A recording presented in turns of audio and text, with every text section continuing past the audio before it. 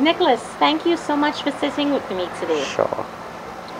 The Circle of Poets website, and blatant plug here, circleofpoets.tt.org, says the Circle of Poets of Trinidad and Tobago is a non-profit organization promoting awareness and appreciation of poetry in Trinidad and Tobago by encouraging poets to develop their writing. That's correct.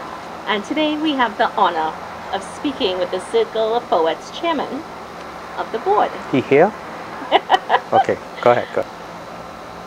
For our audience who hasn't heard of the Circle of Poets, can you tell them about the group? Sure. We're a dedicated poetry group. We're just about, I would say roughly about 20 years old. It started out as a few friends meeting, and they added friends, and one of those persons, his name is Jude Patrong. He was interested in translating his book in Spanish, and he went to the Venezuelan embassy. They connected him with some Venezuelan poets from the Andean Circle of Poets, and they were able to tour South America in the Encounter, which is a festival that they have there, where the poets move between districts and go around doing their poetry. And eventually they suggested that we do a Circle of Poets of Trinidad and Tobago, and that's how the circle came about. And we meet traditionally at City Hall in Port of Spain twice a month, and we've just extended it to Arima and the Shogunas within the last year. And what makes the circle different from other literary groups? Easy. We're a family. We're all a bit quirky and we love it. And we're one of the few groups that actually meet, sit down, and that is the purpose, like a major part of it. We meet with visitors, we meet with each other, and we read poetry, we write poetry, we explore poetry, we workshop, and everybody has something different. Everybody's at different levels of writing, and everybody has a different style of writing. So even when you look at somebody and say, I'll never be as good as you, or a writer like you, the answer is, I am me, and you are you, and we write differently. You shouldn't aspire to be me, you should aspire to be a better writer as you are, and your voice. Will the circle help a writer get published? We help writers write, and we don't have that facility of getting published yet, but we do have friends that have publishing companies and that we link with. So one is the company that did our book, 360 Degrees.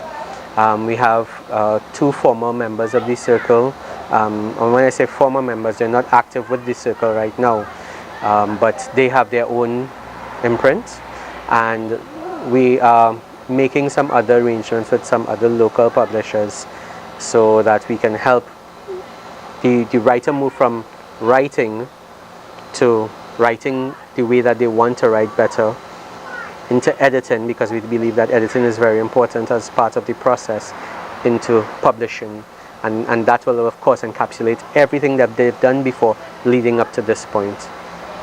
And over your years of being with the circle, how many unpublished writers have become published since becoming a member? Because publishing is something that each person decides on their own, most of our members have published with the circle in our anthology, but few have gone on to do it themselves. So we do have a few persons that are members of the circle that have published with the circle, that have published while they've been active with the circle as well, and not just poetry, but even other types of publications. And you've mentioned the books that you published. Well, we have three entirely. There's Circle of Thoughts, which happened into 1997, I believe it was. That's the first publication, the first anthology of the Circle of Poets, before my time.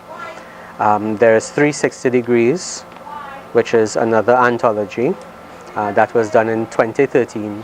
And we also have a chapbook, which was published last year in e-format, and it's called Rainfest, and the entire thing is themed on rain, which we had a lot of last year, July. And we're having a lot of this year as Yes. well. What's your experience with the publishing process locally? Oh, it's long. It's long, and we don't always get the best value for our writers here, because oftentimes we hear many stories of persons who pay to have their works published, and the end result is not good.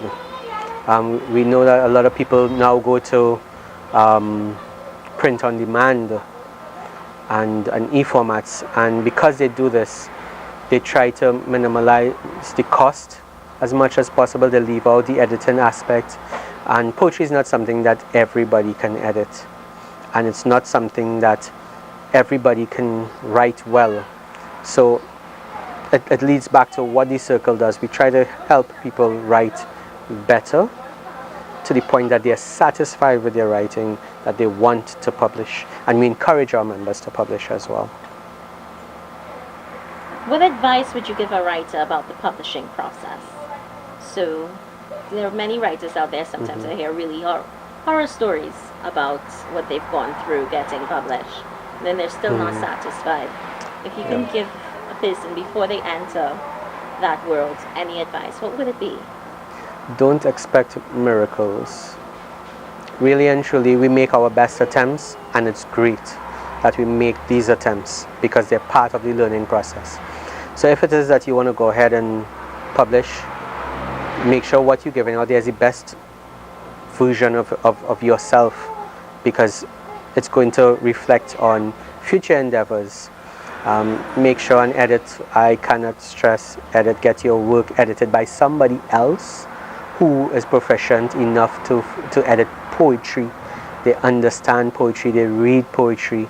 I have too many instances where I'm meeting people who publish, who perform, and they don't read poetry, like at all. And it's a discredit to them, and it shows a lack of respect for the craft. Why would someone join the Circle of Poets? Because we help people. We help as friends. We try to give the best of ourselves to that person, because we've all been in the same spot. Some of us are still, moving through those hurdles of finding our writing voice. As a friend of mine told me, our thumbprint, that thing that makes us individually unique, set apart from someone else. And people may believe that we're trying to change. When you encourage persons to edit their work, when you encourage persons to read their work and receive constructive criticism, people believe that you're trying to change what you're trying to say, and no, it's not that. But as another poet once said, poetry allows us to tell our story in the best version, right? The best possible words, the best possible way. And that's all we want. Can you name one thing in closing that you would change about the circle? Something that I would change about this circle. I would make this circle rich, honestly. Make this circle rich so that we have more time for everybody, and we can dedicate persons to doing this full time, all the time, every time, and help anybody that comes along. Not that we don't, but we're a little constrained. Things take time and money, and when we have to work and when we have our families and stuff to take care of, we have to also consider those other aspects of our lives and not just the poetry. And if anyone watching would want to contribute to the circle, or give a large or small donation in an effort to help local Trinidadian poets, how would they go about doing that? They can actually come into our meetings. They can make contact with us, go to our website, indicate that they're willing to do such, and we would make arrangements to do that. You know, on our Circle of Poets website, you could go on Google, you can Google us, but simply it's circleofpoetstt.org. Well, thank you, Nicholas. It's been a very informative discussion with you, and I hope to see your work in print soon. Well, thanks for having me, Gersha.